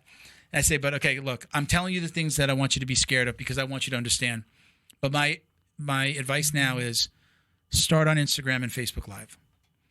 Start there, build a little bit of a following, start there, get comfortable, make sure you're comfortable. Why would you invest? Like, you don't have to invest in all the equipment that we have here, but start there. Don't invest too much into it. Get some people to be your guest and see how you like it. Watch it yourself, watch it back, and see if you like it. That's good advice. That's my advice there. But I usually try to scare them about it, not because we're worried about competition, because there's been different types of podcasts. It's not always a jiu-jitsu podcast. But I usually start telling them, don't do it. Don't do it. Here's why. Or unless you have a budget to do this. And a famous person's never asked me, hey, I want to start a podcast. But I tell them, the people that have, I say, unless you have a famous person in that world that's going to bring people in, it's going to be very difficult. Most podcasts last under 20 episodes. I think it's actually the number's like under 14. That's right. We're at 50 over 2 years. Wow. Some people do. Congratulations. That's awesome. But some people are in the hundreds in a year. But if you look at the numbers, you also see it's like they're pumping out content because they think they have to pump out content. But are they pumping out the right content? Correct. That man over there convinced me that we have to put out the right content. So it can be 2 a month, 3 a month. Good stuff, things that people want to hear, guests that they want to hear about or hear from, and it's worked for us. So, but now I'll ask you your question about a gym, because you kind of smiled when I first said it. So I said, let me tell what I tell.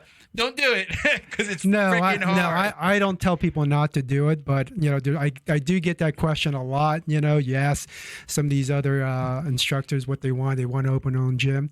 Well, first and foremost, it's a business. It doesn't matter what level martial arts you are. Yes, if you have a reputation, it's going to be easier. You're going to get your crowd.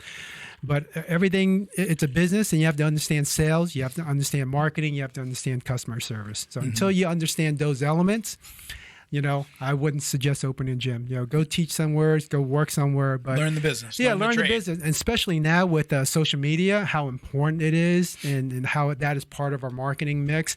It is so important, and listen, I'm very blessed. I'm lucky to have to be able to do what I love, and just like we talked about today about working in the martial arts and getting on the floor, helping people, teaching people, the fighters. I mean, I just get such a kick out of it. How did you get people in the gym before the days of social media? Because that's just weird for people now, right? It's like, well, let me look up on Google. That's the yellow pages now, right? Look up on Google, check out the reviews, and then maybe I'll stop by. Or you're getting targeted by an ad. How did you do it in the olden days? It was yellow pages, which I freaking hate. Yeah. Every year they come in, you have a business card size ad. This year is going to be 600. Next year they come in, they're going to say 700. So brochure. If you're lucky, it only went up 100. Yeah, exactly. It was the worst. I was plus. so happy when I realized that we didn't need yellow pages anymore. Yeah. But traditional print ads and just having a good reputation. Yeah. But now with social media, you can pretty much. I mean, we talked about early before we got on is how important it is and how much you can do on social media. And having a guy like him who has a vision and putting out great content like you guys do, that's the secret. That's the secret. So it's not for I'm not shitting on somebody's dream. When I say that, I want them to really understand. Again, I tell them, don't do it in the beginning, but then I give them the roadmap. Then I do tell them. And these days, again, I usually say, start on Instagram, start on Facebook, and see if you like it. you may feel uncomfortable on camera. You may feel like, oh my God, I was searching for my words. I had an outline and I strayed from it, and this was bad. Like, see how you like it, and what better way than amongst people that you know. Right, your followers, people that maybe you train with if it's jiu-jitsu, and again, that's been my advice lately. And nobody that I know has started a podcast. No, right? You scare them all away. Hey man, good job. Nobody started a podcast. He scared all the competitors away. So, craziest thing that's ever happened to you in the gym? Anything crazy? Again, I don't remember if we asked that question last time. What's the craziest thing that's ever happened to you in the gym or training? Shit, on the mats? I got my nose broken one time. Ooh, the guy next to me, actually, he's one of my assistant instructors, Roland. I think he got swept and went right on my nose. Foot, hand? Foot went in my nose, and they stick the thing up and they crack it back. That was like, ever since then, I'm like, so worried about my surrounding. Yeah, my eyes just watered. Yeah. It didn't really hurt that bad, but it was just like thinking about, now when I roll now, I think about it. I was like, oh man, got to get away from everybody. But that's about it. Yeah. Nothing crazy. How often do you train jiu-jitsu specifically during any given week? Probably 2-3 times a week. 2-3 times. Threes are very good. It's a good week for us. Your gym and going down to Carlson Gracie? Yes, or that's a mix of both? Both. Okay. I wish I can get down there a little bit more, but you have your business, kids, and everything. Yeah. So I try to sneak it in.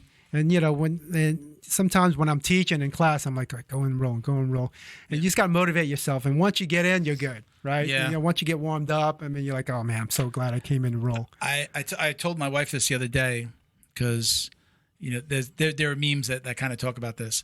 The second I could be exhausted, I could be tired, and I'm like, I don't want to go.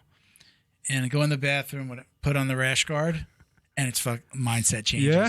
You just like, like putting on your armor. There, not putting on the gi at the house usually. So I might put on my gi pants, but if I put a rash guard on, and then it's just like, we're about to do this. That's right. We're going. So I better wake up. But there's just this moment of like a light switch goes, and I was like, Well, listen, it's pretty. DJJ is pretty badass. I mean, think about it. You go on there.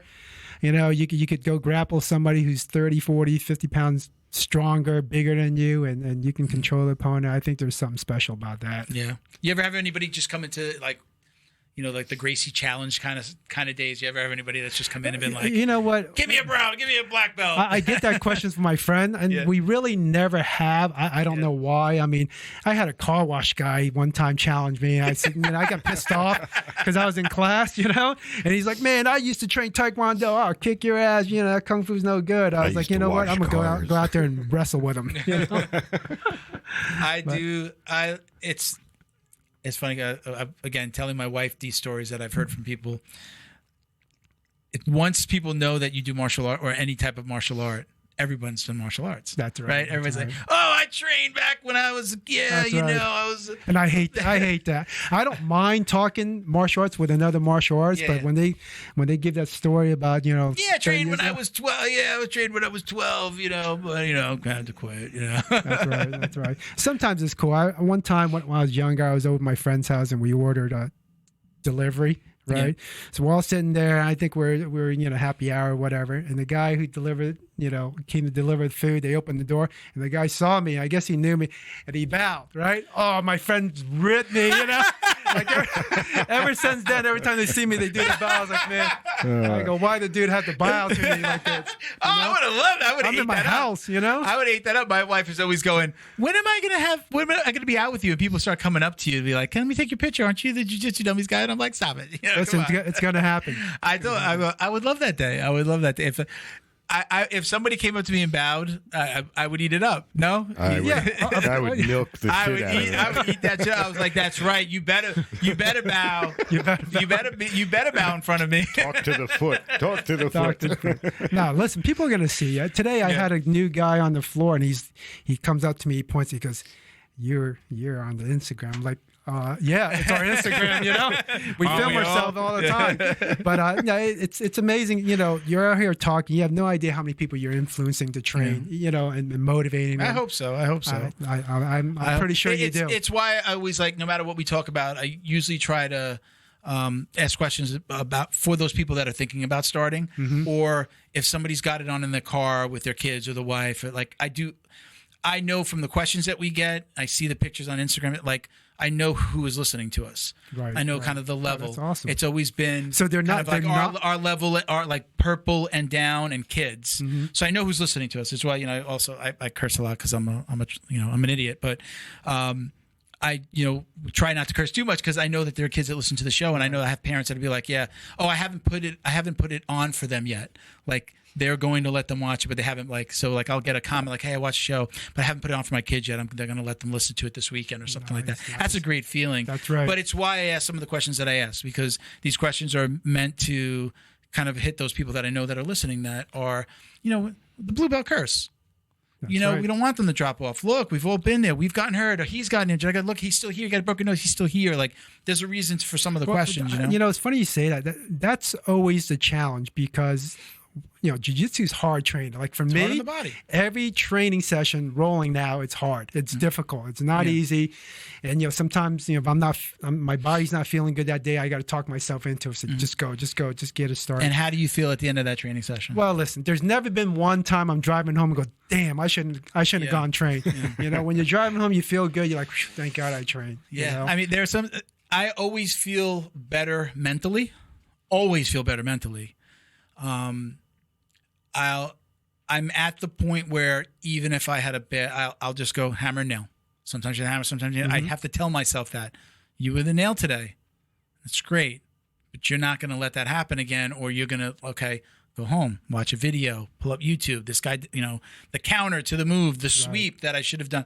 I'll look for that stuff. So even after a bad session, or if I feel like I got my ass handed to me, mentally, my mind is clear from the day, from work, from relationships, from the whatever, right. All those issues that I was worried about before. Tell my wife, you want something from me? We're about to have an argument. Get me after I come home from jiu-jitsu. That's right. This is a secret. You're going to get exactly what you want. You're going to win the argument, and that's it. Just I'm at my most level at that moment when I get home or when I leave the gym. I'm just like. I think all men would agree to that. No, really. Listen, female, if you guys out there watching, get your men involved. No, really. Listen, we have testosterone. You're driving out there, you got road rage. Once I'm done training, there's no road rage. I mean, you know what? Whatever. Oh. I drive like an old man. I drive like an old man for two reasons. I did get into a bad car accident, but the second reason is what am I hurrying up for? That's right. To get there 5 minutes earlier. My wife, somebody beeps at her. The classic, the light just turned green and somebody beeps at her. And she's getting mad. She's all pissed off. Why are you beeping? I'm going to sit here then. Okay. Maybe he's just an asshole. Maybe he's having a tough day. Maybe his wife just called him and said, I really need you to get home. My water just broke. Or, hey, honey, you got to come home. Little Johnny, I think he might have a broken foot. We got to get him to the hospital. You don't know what's going on. So why do you let it affect you? I don't let that stuff affect me anymore. If I do catch myself in that instance, I'm usually able to pull myself back. Right. I get mad. I was putting up a fan last night. I was cursing like a sailor. Again, we got to put all the fixtures up in the house. So I put up a fan. I was just like, I missed a wire. Like there was a red wire that I didn't connect. And I'm like, this motherfucker, take this fuck. But I'm able to pull myself back and go, we're done. Look at it. Looks great. Got done. I don't handle myself the way that I did because I have that outlet. Mm-hmm. I can, if I miss a few days of training, I can see it in the way I talk to my wife, I talk to my daughter, I talk to people that I know. When I'm on a sales call, I'm harder. Maybe that in that way it's good. Like I'm, push for a close. Right. I'm a little bit more difficult, when I'm talking to people versus I've been training, consistently, and I'm just. I think we would all agree to that. Yeah. I mean, even out, if somebody, gives you some lip in public, you're like, dude, I train with badasses every day. There's nothing I need to prove here. Yeah. And then if you do get into something, who's getting in trouble? Right. You get into a fight with somebody and you hurt somebody. Oh, John Wayne, that guy, he's a Sifu. He's a brown belt. He shouldn't have been doing that. He should know better.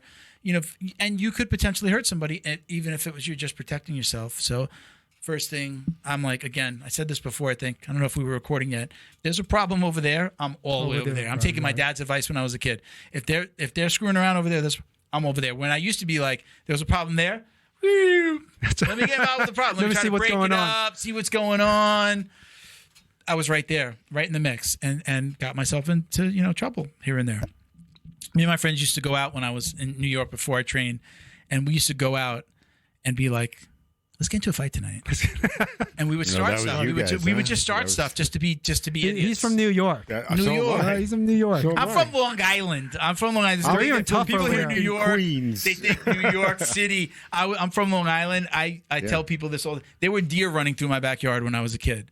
My father, to keep me busy, we would set up rabbit traps. We'd set like a little milk crate, like an old style metal crate. Comac? Wait, no, further. Comac is Smithtown. Further out, Patrick Medford, exit 63 on the Expressway. I lived in Smithtown when I was a kid. Further out. So when I was a kid, when they first built our house, look, to the day that we moved, I believe they built the lot on us. It was a strawberry farm. Mm-hmm.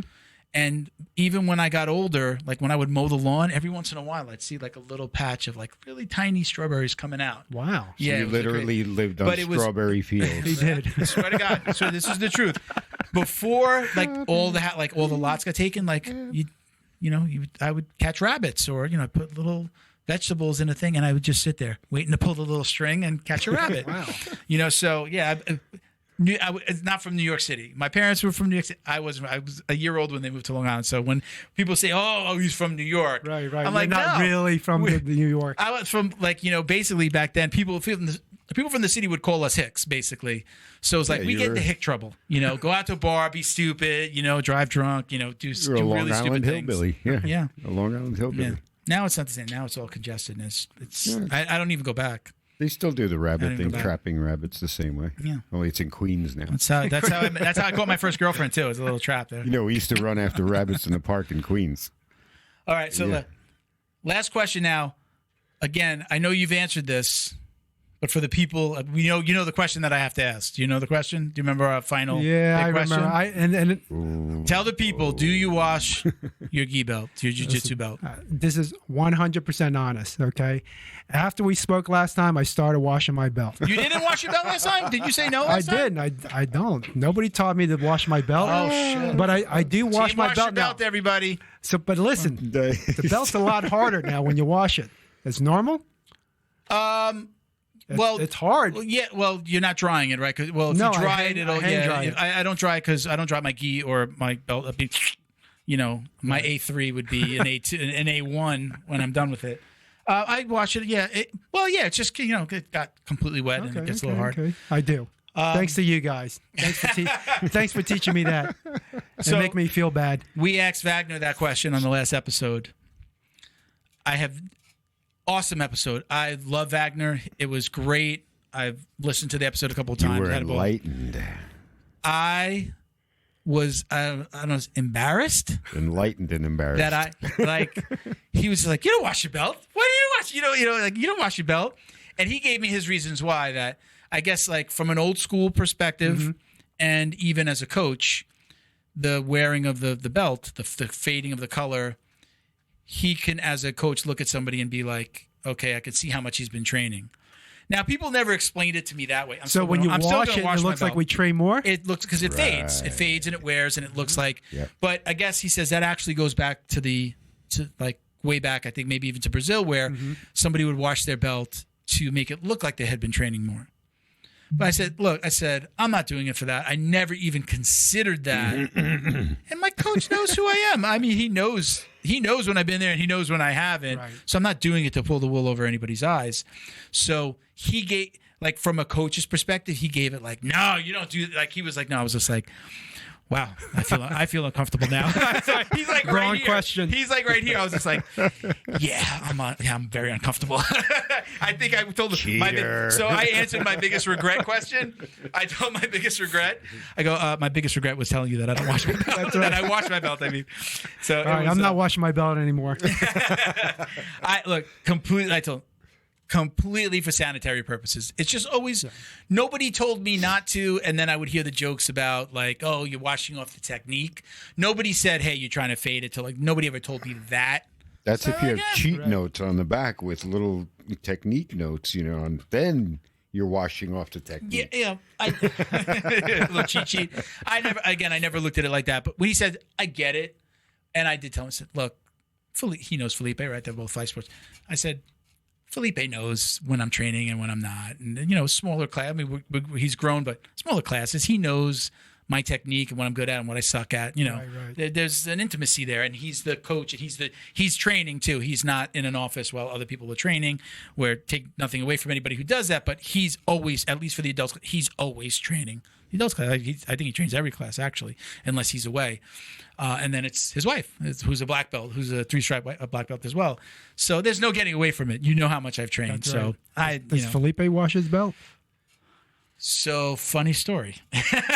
I'm curious. No, Felipe does not wash his belt. His wife has washed it for him. If you've seen, does he know that? She said it. I think when we were joking about it one time, she said it, or no, he wasn't there because she was like, yeah. She's like, I smelled his belt the other day. It was horrible. She's like, I washed it. But I don't think he knew. And he did have, for somebody who doesn't wash his belt, he had it was like gray. It was so worn. The white, the underneath was coming through. It was horrible. He doesn't wear that now. He's got like 2 new. I see him with like a really dark belt every once in a while. So he's just had other belts. So he does not wash it. He is not an advocate of washing it, and he does make me feel like a horrible person for washing my belt. So. All right, so we're gonna wrap it up. Do you want to give you guys a shout out? You got anybody you want to say hello to? Hey, thank you very much for having me on the show. It's an honor to come in here again, to get invited again. Not too many people have done 2 episodes with us, so really, you're on a very short list. So you take back the thing from the beginning. You are special. You are I know, special. right? Exactly. He's so political sometimes, politically correct. No, thank you very much for having me on the show. I really appreciate this. Thank you for making your way down to Miami. I know it's a little bit of a ride, but okay. Hopefully it was worth it. We'll put this out. I usually tell you to come out next Wednesday. Okay. Love to have you back again. We'll put a little time between the next episode, but if you ever want to come on, maybe you want to bring one of your guys that training, before a fight. Give me because we'll film on a Saturday and launch the next week. Maybe like when they got a fight coming the next month, give me a buzz. We'll get them on and we'll talk about it, and just ring me up. And I'm never going to say no. And if we've got other things booked, we'll do 2 in a day, and we'll make it happen. All right. Perfect. Let me just do a little housekeeping. Yes. Stick with us. Shout out to our Patreon podcast sponsors. They include gym sponsors Carlson Gracie Winter Haven in Winter Haven, Florida. Check them out at cgwinterhaven.com and on Instagram at Carlson Gracie _Winter Haven. Carlson Gracie Broward County as well in North Lauderdale. Carlson Gracie BrowardCounty.com at Carlson Gracie Broward County on Instagram. John Way Martial Arts in Plantation, Florida. JohnWayMartialArts.com and John Way Martial Arts on Instagram. Our individual podcast patrons include Robert Walker, Frank House, Wolsey Rivera, Boa Athletics. You can check them out at BOA_athletics on IG. Michael Pixley Jr., Jason Smiley, Britt Tavar, CJ Carroll, Mission 22, Chuck Reddoor, and Roberto Santiago. I think you know Roberto, don't you? Roberto's awesome. If you'd like to sponsor the show, support us, you can go to our IG, go to Instagram, at Jiu Jitsu Dummies, click on the link in our bio, the Linktree link. You'll find all the ways you can support us. Those people whose names I just read off in the gyms, they all sponsor us on Patreon, so you can check us out at patreon.com/Jiu Jitsu Dummies. Join and you're automatically entered to win. Every single month, we put you into a pool for a $100 raffle. I am a few months behind. I haven't forgotten. I'm a few months behind. Slacker. We're going to be doing some gift cards, and we're going to be doing some gi giveaways. So I'm going to get that taken care of in the next couple of weeks. We also put in listeners who submitted questions for use on the show. So if you submitted a question that month, you're in that raffle as well. So sometimes it's a Patreon sponsor, and sometimes it's somebody who has sent us a question. Nice. All right. Again, check us out at Jiu Jitsu Dummies on IG, because you could also support our scholarship program, right? So we've got 2 sponsored athletes right now. We've been paying for their jiu-jitsu for 1 full year. First were 2 children, 2 kids who were just doing phenomenal things. One was Bridger Walker, who got bit in the face protecting his sister from the dog. Awesome. Do you remember Yeah, that? I remember. He went viral. And also Gemma Fiorenza, who is she does a lot of stuff with Tap Cancer Out to help support her mom, who's having a battle with cancer. So those are 2 of our sponsored athletes. We're going to be doing a veteran sponsorship very, very soon. So that's next on the list. So if you guys want to support us, just go to our IG, just click. You'll see all the links when you click on our link tree. All righty. You can check out the podcast store at jiujitzudummies.shop. Get 15% off with code JJD. We have rash guards and tees. We've got can you see my new Juan Danaher? Nice. Can you see Juan Danaher shirt? We just finished the rash guard, so I'm going to be putting that up. You'll probably be able to see it within the no relation to the other Danaher, Right. But thought it was. I love this. My new favorite shirt. But we just did a rash guard, same image, but like really nice leafy green. Looks like a jungle. I think everybody's going to like it. But check us out on at jiujitsudummies.shop. Get 15% off with code JJD. If you order over $50, you get free shipping. We want to thank the We Defy Foundation for their support and all they do for veterans and the jiu-jitsu community. For those of you who don't know that they provide therapeutic relief to disabled combat veterans through jiu-jitsu, you can check them out at We Defy Foundation on Instagram, and you can donate anytime at wedefy.org. They have a gala happening in December in Dallas, Texas. It's their annual gala. They're raising money. They're looking for sponsors. And we're actually going to show you a little bit of a small clip with Amy Coxon, their national event coordinator. Check this out. Hey, everybody. With us today is Amy Coxon from We Defy Foundation. She's the national event coordinator, and we're going to talk a little bit about the gala coming in September. I just got my tickets. I'm all set. I got to get my hotel still, Amy, but I got my tickets. Okay, good deal. Welcome to the Jiu Jitsu Dummies. Thank you for having me. No problem. So when I talked to TJ, I told him, I said, listen, we got to do something before the show, before the event on the show. And he said, yeah, listen, I'll put something together. And so let's jump right in. Tell us a little bit about the gala, what we're going to be doing there. People that listen to the show know about We Defy, but we could talk about We Defy as well. So the floor is yours. Absolutely. So the gala is really our annual fundraiser. That's kind of our signature event. It's one that we didn't get to have in 2020. Why? So we were pretty excited to come back. I know what happened. Nothing was going on. So no, we're really excited to have everyone back together. It's really it's a night where we get to celebrate everything that happened during 2020 and 2021 for the foundation. The fact that we made it through, and we're just really excited to have kind of our community back together again. Yeah. So. You guys are having your biggest year? Fundraising year? Or for, was it 2020 or 2021? Has this been the biggest fundraising year ever? It has been. I mean, wow. We've consistently grown, which is, so the theme for the gala is Prove Them Wrong, which has been a theme for We Defy consistently. And really, that's a big part of it. Is 2020, a lot of businesses failed, and it would have been expected for us to kind of go that way, but we came out stronger, and we're continuing to grow. Do you know how many gyms you guys have to date that are We Defy? What would we call them? We Defy gyms, or what's their official title when they come aboard? They're the We Defy affiliate gyms, I believe is the title we use. I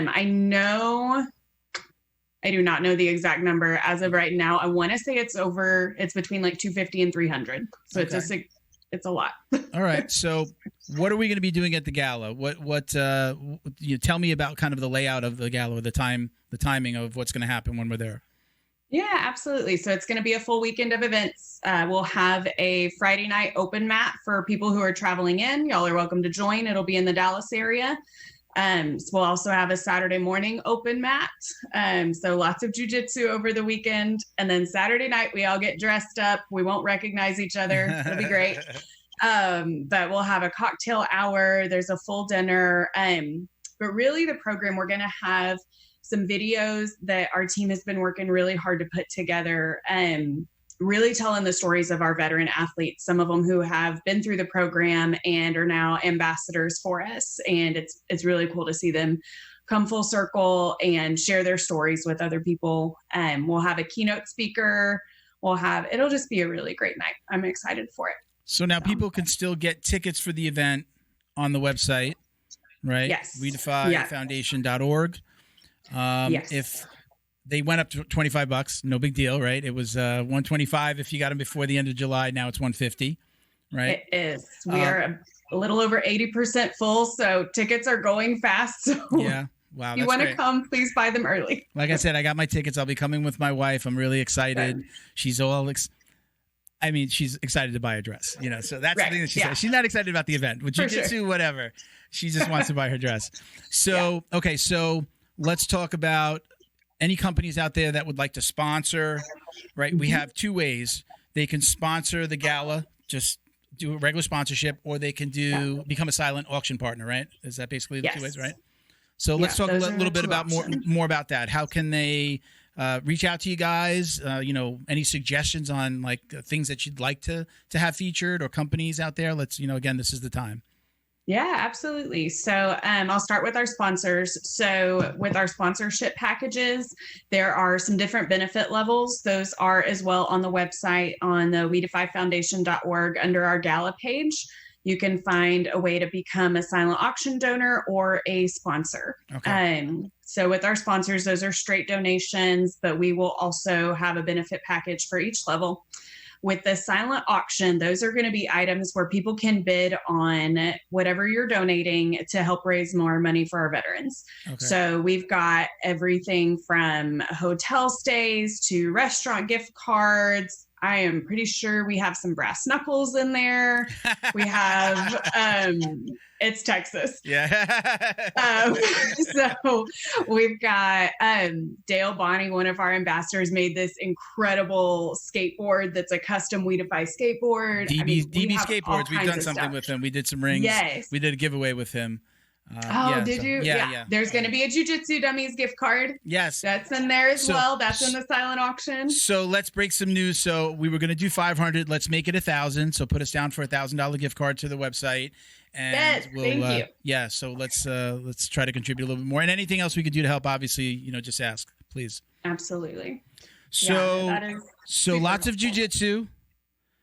If you can't, lots of jiu-jitsu there. If you can't sponsor, if you can't get there, if you don't have a silent auction, you just want to donate, we need everybody to get out to wedefyfoundation.org. You can always sponsor.